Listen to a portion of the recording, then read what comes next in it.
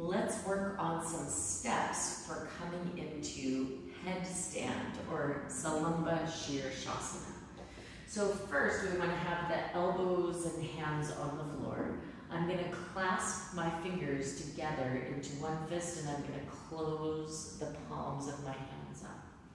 My elbows are a little narrower than my shoulders and I'm going to place my head right on the floor behind my wrists. I'm going to lift my knees up, and as I do, I want to make sure that I'm not letting the shoulders drop down towards the ears, but instead I'm going to work hard to keep the shoulders lifting up out of the ears. Now it could take some time to start to feel comfortable here, so keep working, keep at it. This might be your headstand practice for some time. Then, when I'm feeling comfortable here, I could bend one knee into the chest. Keep breathing. I could bend the second knee into the chest. Notice how when I bent the knee into the chest, I also lifted the opposite heel up so my hips come closer to over my shoulders. And then at some point, that second foot will start to lift. Watch how as I rotate my knees up towards the ceiling, my seat has to come forward to compensate. If we don't take the seat forward, it won't stack up properly. And then lastly, the feet.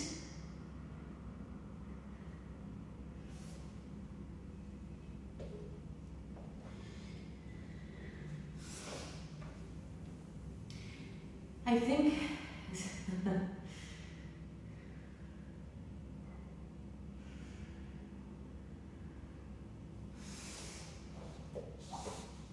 especially in these modern times, it feels like everything is going faster, and it feels like even practices are getting shorter and shorter and shorter. And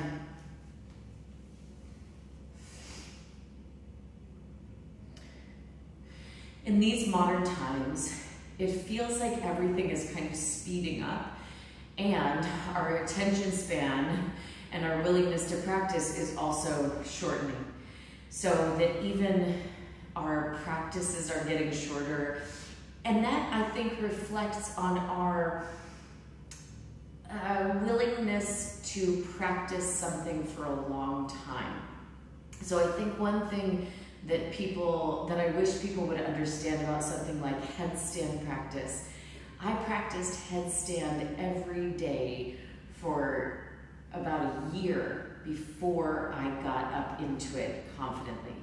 So the thing is, I think in today's practice I see a desire to sort of get it and get it right away. And if there's not a getting it right away, that one feels like deflated or that they shouldn't be practicing or what have you. But anything worth doing is worth the practice that it takes. So please be patient with it. And I would even go so far as to say, let boredom arise.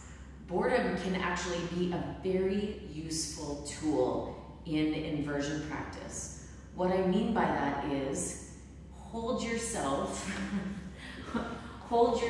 in this position every day until you're so comfortable that you're nearly bored.